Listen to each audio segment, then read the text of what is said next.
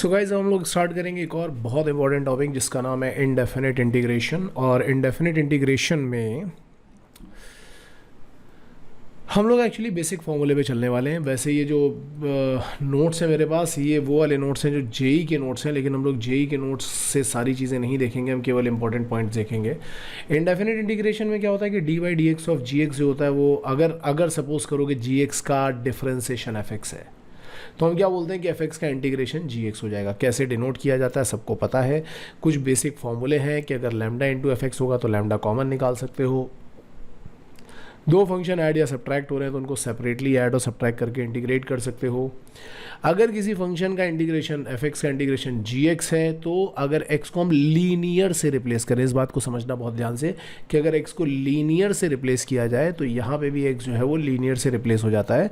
बस एक्स का कोफिशिएंट हमें डिवाइड करना पड़ता है, लेकिन हम सिर्फ एक्स को लीनियर से ही रिप्लेस कर रहे हैं और किसी से भी नहीं। तो इसके बेसिस पे हम कुछ फॉर्मूले बनाते हैं, बेसिक फॉर्मूले। जो ये सारे के सारे बेसिक फॉर्मूले लिखे हुए हैं, मेरे ख्याल से लगभग सभी लोगों को याद होंगे बेसिक फॉर्मूले। अब तक याद होने चाहिए। अगर आपको याद नहीं है तो आपको इंटीग्रेशन पढ़ने की भी कोई ज़रूरत है भी नहीं। अगर ये सारे फॉर्मूले आपको याद हैं तो फिर आप इंटीग्रेशन का ये पूरा वीडियो देखो, नहीं तो इसको भी क्लोज़ कर दो, क्योंकि ये फॉर्मूले अब 4 दिन में वैसे भी नहीं याद होने वाले। तो ये सारे के सारे फॉर्मूले हैं बेसिक फॉर्मूले इंटीग्रेशन के। आगे भी हैं कुछ फॉर्मूले, तो ये फॉर्मूले अगेन नोट्स मिल जाएंगे आपको। ये सारे के सारे फॉर्मूले आप ढंग से देख लो। सारे फॉर्मूले अच्छी तरीके से रटे होने चाहिए। इन सब के अपने अपने डेरिवेशन भी हैं, लेकिन फ़िलहाल हम डेरिवेशन की बात नहीं कर रहे हैं। हमें ये सारे फॉर्मूले अच्छी तरीके से याद होने चाहिए, ठीक है। ये फॉर्मूले याद होंगे तो फिर हमने कुछ क्वेश्चन किए हैं। इंटीग्रेशन जो होता है, indefinite integration, basically integral calculus का बेसिक होता है, जिसके बाद हम definite integration, area under the curve, differential equation पढ़ते हैं। काफ़ी सारे क्वेश्चन पूछे जाते हैं। तो जहाँ भी इंटीग्रेशन IMUCD में पूछा जाता है बहुत बेसिक होता है। तो ये जो क्वेश्चन मैंने इसमें किए हैं सब बेसिक से क्वेश्चन हैं जो आप अच्छी तरीके से देख सकते हो। आगे भी मैंने ये बोर्ड की बुक के ही क्वेश्चंस उठाए हैं सारे के सारे। तो ये सब बेसिक क्वेश्चन है, ट्रिगो से रिलेटेड। ऐसे ही क्वेश्चन आने के चांसेस भी रहते हैं, जिनका सोल्यूशन मैंने यहाँ पे सब सारे सोल्यूशन मैंने यहाँ पे किए हुए हैं, ठीक है। तो आसान क्वेश्चन है, जैसे ये है 2 power x + 3 power x upon 5 power x, तो आपने इसको स्प्लिट कर दिया और सॉल्व कर लिया। या आप ये देख रहे हो cos x cos 2x है, तो आपने 2 से मल्टीप्लाई डिवाइड करके 2 cos a cos b का फॉर्मूला लगाया और इसको स्प्लिट कर लिया। या x⁴ अपॉन x² + 1 है, तो यहाँ -1 + 1 करके आपने इसको स्प्लिट कर लिया और सॉल्व। तो ये सारे के सारे मैंने ऐसे ही करके दिखाए हैं। तो मैं ये सारे क्वेश्चंस तो खैर अभी नहीं करने वाला। मैं आपको बताऊंगा कि इसमें इंपॉर्टेंट पॉइंट्स क्या होते हैं। हाँ, जैसे अभी ये अच्छा क्वेश्चन होता है कि integration of tan 3x tan 2x tan x, इसका इंटीग्रेशन क्या होगा। तो बेसिकली हम यहाँ पे यूज़ ये करते हैं कि 3x को 2x + x लिखते हैं, दोनों साइड पे tan लेते हैं और tan लेने के बाद इसको क्रॉस मल्टीप्लाई करके सिंप्लीफाई करते हैं। तो ये पूरा ऐसा सिंप्लीफाई होकर के आता है जो कि बहुत ही आसान है, ठीक है। बहुत बार इंटीग्रेशन ऑफ f(x) × gx लिखा होता है, तो काफ़ी लोग क्या करते हैं कि इस इंटीग्रेशन को स्प्लिट कर लेते हैं, जो कि करना घोर पाप है। ऐसा पाप आप कभी मत करना, नहीं तो इस बार तो नेगेटिव मार्किंग भी मिल ही रही है सबको। तो अब हम क्या करते हैं, मेथड ऑफ इंटीग्रेशन पे चलते हैं, जो कि इंपॉर्टेंट है। इसमें से सबसे ज़्यादा इंपॉर्टेंट, सॉरी यार ये मैंने इस पर घूसा सा मार दिया, सबसे ज़्यादा इंपॉर्टेंट जो है वो है integration of substitution and integration by parts, जिस पे ज़्यादा क्वेश्चन पूछे जाते हैं। पार्शियल फ्रैक्शन के क्वेश्चन आने के चांसेस बहुत ही कम है, तो हम उस पर नहीं जाएंगे। हम इन्हीं दोनों पार्ट्स को ख़त्म करेंगे जल्दी। इंटीग्रेशन बाय सब्स्टिट्यूशन में क्या होता है कि मतलब एक कॉम्प्लिकेटेड सा फंक्शन होता है, और जनरली ये कब यूज़ किया जाता है, ये कंपोजिट फंक्शन, मतलब फंक्शन ऑफ फंक्शन के केस में। तो हम क्या करते हैं कि अंदर वाले किसी फंक्शन को हम t सब्स्टिट्यूट करते हैं, ताकि डिफरेंशिएशन करने के बाद ये बाहर की पूरी चीज़ dt में कन्वर्ट हो जाए, ठीक है। तो ये एग्जाम्पल के थ्रू समझोगे तो ज़्यादा अच्छा समझ में आएगा। जैसे यहाँ पे लिखा हुआ है 3x³ × sin of x⁴ dx। तो ऐसे देखो कि अगर मैं x⁴ को t अज्यूम कर लूँ, मतलब ये अंदर का फंक्शन दिख रहा है x⁴, अगर मैं इसको t अज्यूम कर लूँ तो मुझे 4x³ dx जो होगा वो dt मिल जाएगा। तो ये जो x³ × dx है, ये क्या, 3 तो आप बाहर निकाल सकते हो। x³ × dx को हम क्या बोल सकते हैं, dt/4। तो जब हम यहाँ पे रखेंगे तो ये 3/4 sin t dt ऐसा बनेगा। इसको इंटीग्रेट करोगे तो -cos t आ जाएगा, सिंप्लीफाई करोगे तो आंसर आ जाएगा। ऐसे ही दूसरा एग्जाम्पल अगर आप देखो कि यहाँ पे लिखा हुआ है log of x² और dx, और यहाँ पे x है, तो आप ये सोचो कि 1/x किसका डिफ्रेंसिएशन है, log x का। तो अगर मैं log x को t ले लेता हूँ तो 1/x dx dt बन जाएगा, तो ये पूरा t² dt बन जाएगा। सिंप्लीफाई करोगे तो d³/3 आने लगेगा। इसी तरीके के कुछ स्टैंडर्ड रिजल्ट होते हैं जिन पे डायरेक्ट क्वेश्चन बन जाते हैं। ये रिजल्ट अपने को याद होने चाहिए। अगर लिखा है fx⁻n × f' dx तो इसका इंटीग्रेशन आ जाता है fx⁻n+1/n+1। इसको डिराइव करना भी सिंपल है। आप fx को t लो तो f' dx dt बनेगा। सब्स्टिट्यूट करोगे तो ये अपने आप सिंप्लीफाई हो जाएगा। अब आप पूछोगे कि इसका यूज़ कहाँ होता है, तो एग्जाम्पल के लिए मैंने यहाँ पे करके दिखाया कि sin³ x × cos x dx। तो हमें क्लियरली दिख रहा है कि sin x का डिफरेंशिएशन cos x है। तो ये कुछ ऐसा दिख रहा है कि fx⁻n × f' dx। तो हम डायरेक्ट अगर ये वाला फॉर्मूला लगाएं तो ये sin⁴x/4 बन जाएगा। ऐसे ही अगर f'(√f(x) लिखा होगा तो इसका इंटीग्रेशन 2√f(x) आ जाएगा। इसका भी एग्जांपल लिखा है। f'(f(x) लिखा होगा तो इसका इंटीग्रेशन log(f(x) आ जाएगा। इसके एग्जांपल जैसे हम tan x के लिए ले सकते हैं sin x/cos x करके, या cot x के लिए ले सकते हैं cos x/sin x करके। तो यहाँ पे भी ये बनाया जा सकता है। ये तीनों स्टैंडर्ड बहुत ही इंपॉर्टेंट, बड़े ही धांसू स्टैंडर्ड है, अच्छे क्वेश्चन आते हैं, इनको अच्छी तरीके से याद रख लेना, ठीक है। वैसे तो सब्स्टिट्यूशन पे इतने क्वेश्चन बनते हैं कि पूछो मत। मैंने बहुत सारे क्वेश्चन यहाँ पे करवाए भी हुए हैं, तो तुम प्रैक्टिस के लिए अपने बोर्ड का बुक भी प्रैक्टिस कर सकते हो, लेकिन जो स्टैंडर्ड में बताते जा रहा हूँ उनको अच्छे से समझना है। इसके बाद नेक्स्ट आता है इंटीग्रेशन बाय पार्ट्स। तो इसका जो फॉर्मूला होता है बड़ा ही अच्छा फॉर्मूला होता है। कहीं कहीं पे इसमें जो रूल यूज़ किया जाता है उसको हम बोलते हैं आइलेट, कहीं कहीं पे इसी का नाम दिया जाता है लाइएट। तो वो इसलिए दिया जाता है क्योंकि आई और एल कभी एक साथ नहीं आते, तो तुम किसी को भी पहले और किसी को भी बाद में रखो। अब ये आइलेट का मतलब क्या है? आई का मतलब है ITF यानी कि इन्वर्स ट्रिग्नोमेट्रिक फंक्शन, एल है लॉगरिथमिक फंक्शन, ए है एल्जेब्राइक फंक्शन, टी है ट्रिग्नोमेट्रिक फंक्शन एंड ई है एक्सपोनेंशियल फंक्शन। तो इस तरीके से हम इसको प्रायोरिटी देते हैं। प्रायोरिटी ऑर्डर सेट करेंगे पहले, फर्स्ट फंक्शन, सेकंड फंक्शन, और उसके बाद इसका इंटीग्रेशन का फॉर्मूला होता है first function into integration of second minus differentiation of first integration of second whole integration. ये फॉर्मूला आपको अपने नाम की तरह याद होना चाहिए।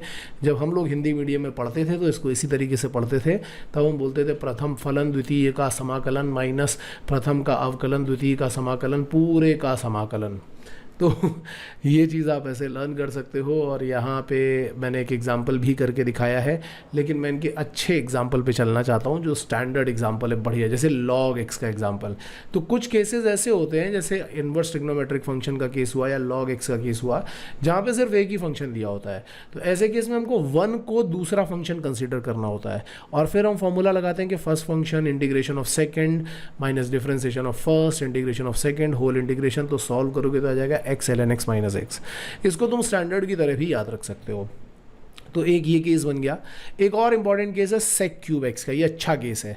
इसमें क्या होता है कि एक ही फंक्शन दिख रहा होता है, तो हम एक फंक्शन को ब्रेक करते हैं 2 फंक्शन में, और 2 फंक्शन में हम क्या बोलते हैं, एक को फर्स्ट और एक को सेकंड लो। तो ये ऐसे प्रायोरिटी ऑर्डर सेट करते हैं कि जो ईजिली इंटीग्रेबल है उसको सेकंड फंक्शन लो, जो इजीली डिफरेंशिएबल है उसको फर्स्ट फंक्शन लो। तो जैसे यहाँ पे मैंने sec x को फर्स्ट और sec² x को सेकंड लिया और फॉर्मूला लगाया, तो बीच में ही क्या होगा कि रिकरेंस स्टार्ट हो जाएगा। जैसे मैंने यहाँ पे लिखा कि first function integration of second minus differentiation of first integration of second, तो हमें tan² x आने लगता है। अगर tan² x की जगह पर आप sec² x माइनस 1 करोगे, sec x से मल्टीप्लाई करोगे, तो यहाँ पे देखो sec³ x दोबारा आ गया। मतलब जिस इंटीग्रेशन से स्टार्ट किया था वही इंटीग्रेशन दोबारा आ गया है। तो इसकी वैल्यू हम लोग i रख देते हैं, दूसरी तरफ लेके जाते हैं और सॉल्व करते हैं। तो ये बड़ा ही अच्छा क्वेश्चन है, बड़ा ही इंपॉर्टेंट केस है जो इससे सॉल्व किया जाता है। तो ये 2 केस मुझे आपको बताने थे। इसके अलावा ये सारे केसेस भी आप याद रख सकते हो। अगर फॉर्मूला याद रखोगे तो अच्छा रहेगा। कुछ केसेस मैंने यहाँ पे डाले हैं, क्वेश्चन डाले, तो आप उनको प्रैक्टिस कर सकते हो, हाईलाइटेड क्वेश्चंस को। इसके बाद हम आगे चलेंगे। बहुत सारा कैलकुलेशन मैंने इसमें किया हुआ है, तो मैं सारे कैलकुलेशन पे नहीं जा रहा हूँ, मैं केवल इंपॉर्टेंट कंसेप्ट्स पे जाऊँगा। एक ये 2 फार्मूले बड़े ही इंपॉर्टेंट, बड़े ही प्यारे फार्मूले हैं भाई, इनसे क्वेश्चन आने के सबसे ज़्यादा चांसेस हैं। तो हम क्या बोलते हैं कि अगर लिखा हुआ है e⁻x × f(x + f') dx, मतलब IMU/CT में तो इससे क्वेश्चन आएगा ही आएगा, मुझे ऐसा लगता है। तो इसका फॉर्मूला होता है e⁻x × f(x + c).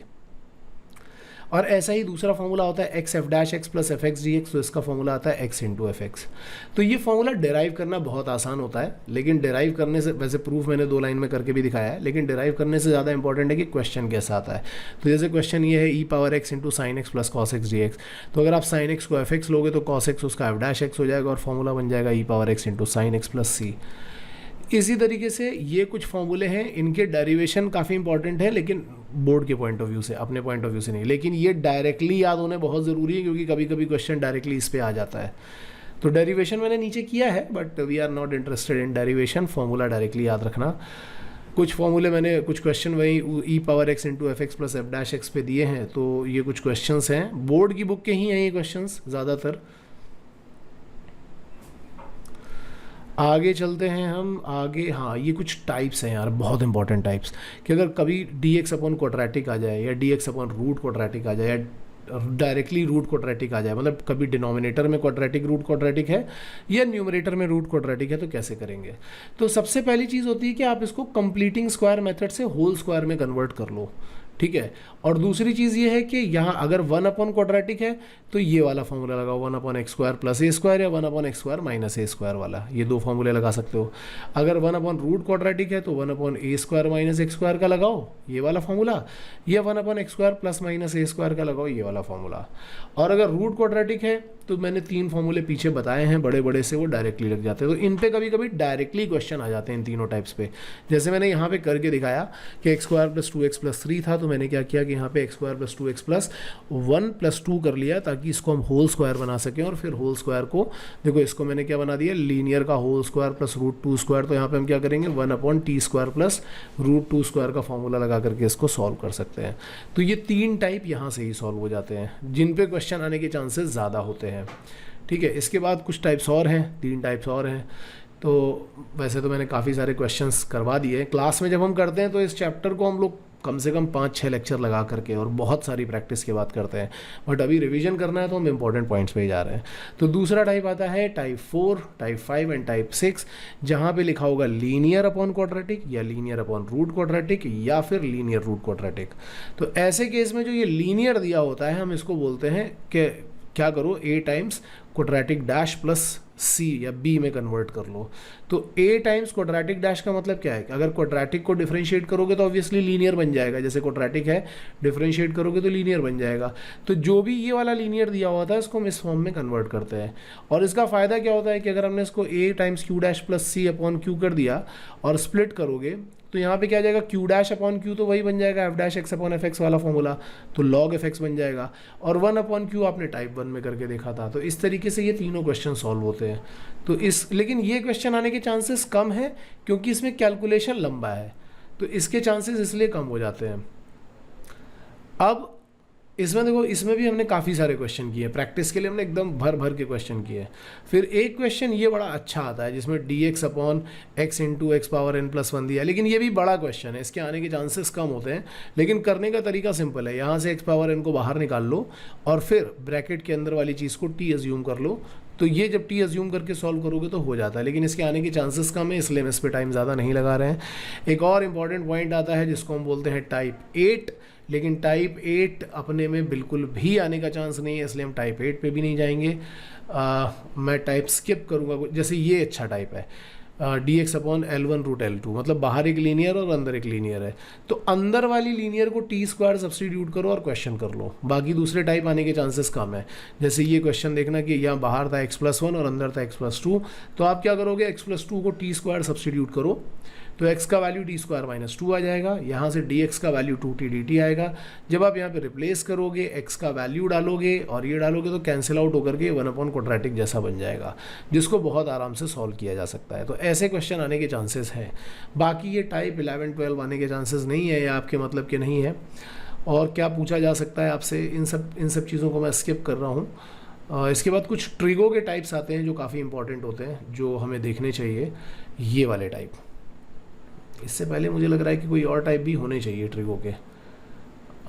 ये वाला टाइप, हाँ, जैसे ट्रिगो में कभी कभी ऐसा भी आ जाता है कि 2 डिग्री का एक्सप्रेशन है, साइन स्क्वायर एक्स है या कॉस स्क्वायर एक्स है, या दोनों ही टर्म दिख रहे हो इस तरीके का हो। ऐसे केस में क्या करना होता है कि हमें न्यूमरेटर और डिनोमिनेटर दोनों को सेक्स स्क्वायर एक्स से मल्टीप्लाई करना होता है और tan x को t रखना होता है। जैसे मैंने यहाँ पे एक क्वेश्चन लिया है कि dx upon 4 + 5 sine square x लिखा है, तो आपने इसको भी सेक्स स्क्वायर एक्स से मल्टीप्लाई किया, नीचे भी सेक्स स्क्वायर एक्स से मल्टीप्लाई किया, तो 4 सेक्स स्क्वायर एक्स हो जाएगा। साइन स्क्वायर एक्स को सेक्स स्क्वायर एक्स से मल्टीप्लाई करोगे तो tan स्क्वायर एक्स बन जाएगा। अब डिनोमिनेटर में जो ये सेक्स स्क्वायर एक्स था, इसको मैंने 1 + tan स्क्वायर एक्स बनाया, tan x को t सब्सटीट्यूट किया, तो ये क्वेश्चन सिंप्लीफाई होकर के अगेन dt अपॉन क्वाड्रेटिक में बन जाएगा, जिसको हम आराम से सॉल्व कर सकते हैं। तो ऐसा क्वेश्चन पूछा जा सकता है। लेकिन एक और टाइप आता है जो कि ये है बोर्ड के पॉइंट ऑफ व्यू से काफ़ी बढ़िया, लेकिन बहुत लेंदी टाइप है। इसमें क्या होता है कि इसमें हमें हाफ एंगल फॉर्मूले लगाने पड़ते हैं जब साइन एक्स कॉस एक्स के टर्म होते हैं। तो पहले हम हाफ एंगल फॉर्मूला लगाएंगे, एलसीएम लेंगे, इसको ऊपर लेके जाएंगे, सेक स्क्वायर x/2 में कन्वर्ट करेंगे, देन tan x/2 को t रखेंगे और फिर सॉल्व करेंगे। तो आपको क्लियरली दिख रहा होगा कि इतना बड़ा क्वेश्चन आने के चांसेस अपने पास नहीं है। हाँ, एक दो क्वेश्चन ऐसे होते हैं, बड़े स्टैंडर्ड टाइप के क्वेश्चन होते हैं जो पूछे जाते हैं, जैसे ये भी बहुत अच्छा क्वेश्चन है, बहुत अच्छा टाइप है, लेकिन अगेन बहुत लेंदी है तो इसके चांसेस नहीं है। लेकिन ये क्वेश्चन याद रख लो, कभी कभी ऐसा क्वेश्चन पूछा जा सकता है कि cos x minus sine x upon cos x plus sine x लिखा है, तो इसको हम बोल सकते हैं कि f' अपॉन fx लिखा है। अगर डिनोमिनेटर को fx लोगे तो न्यूमरेटर अपने आप f' आने लगेगा। तो जब आप इसको सॉल्व करोगे तो f' अपॉन fx क्या आ जाएगा, log fx। तो हम इसको भी सॉल्व कर सकते हैं यहाँ से, ये अच्छा टाइप था। ठीक है, इसके अलावा टाइप 18 काफ़ी सही टाइप है, लेकिन अगेन बड़ा टाइप है तो चांसेस कम है।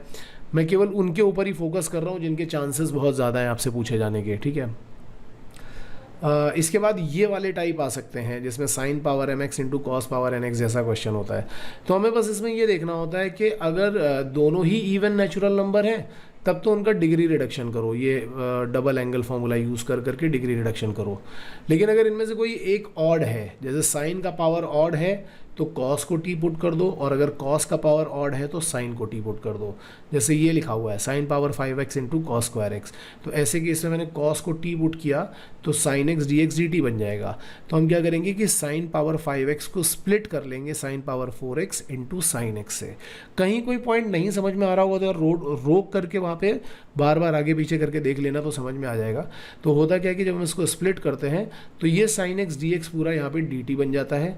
cos x को आपने t रखा है तो ऑब्वियसली यहाँ पे t स्क्वायर आ जाएगा।